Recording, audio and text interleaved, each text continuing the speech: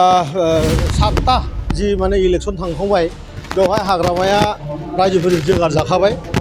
BPF दोलोआ दिनै डास्टबिननि महरखा गतिके रायजोआ बुजिबाय बे दोलोआव भट होनाय माने गावनि बेसेन गोजा भटखौ डास्टबिनाव गारनाय जायो। सातटा जि माने इलेक्शन थांखांबाय बेवहाय हाग्रामाया रायजोफोरजों जोगार जाखाबाय बिपिएफ दोलोआ दिनै डास्टबिननि महरखा गतिके रायजोआ बुजिबाय बे दोलोआव भट होनाय माने गावनि बेसेन गोजा भटखौ डास्टबिनाव गारनाय जायो। गतिके बे बाराव सिडलियाव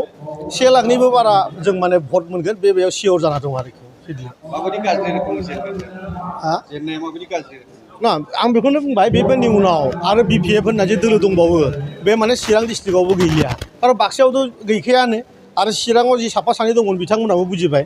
आरो जिहेतु थांनाय एमपि इलेक्शनाव हाग्रामा महिलारि बिथाङा आरो बिथांनि टीमा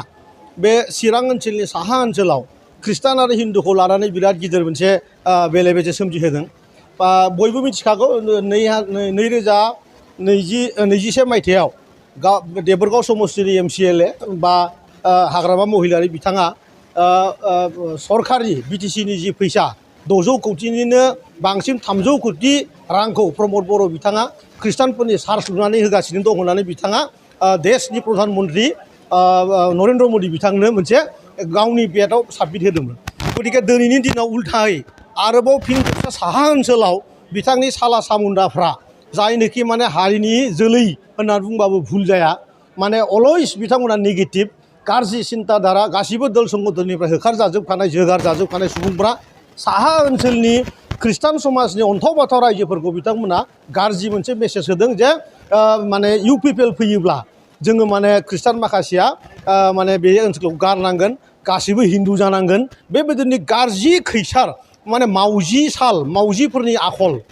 हाग्रामा महिलारि आरो बिनि जि लालु पान्जु मानसिया गासिबो मावजिनि आखल लाजोब्बाय बे खोथाखौ जों नुनो मोनदों आरो। हाग्रामा महिलारिनि जि समस्ति देबरगाव समस्तिनिफ्राय बिपिएफनि दैदेनगिरिफ्रा UPPL दोलोआव हाबबाय थादों दा समाव UPPL दोलोआव हाबनो थाखाय माबाफोर बिपिएफनि लिडारफ्रा इंगितफोर दं नामा? 100% बुंबाय नङाना बिथांमोना डास्टबिनाव मोनसे परिनाम जाहैबाय। डास्टबिनाव सोर थानो जायफ्रा गोग्गो हां लानानै मोजां मोनो बिपिएफआव दाबो मोजां मानसि दङ जायफ्रा गोग्गो आरो गोथार दैयाव हां लानानै मोजां मोनो बिथांमोना बेबायदि गुबुंले जि माने दाखोर जि माने मोनसे माने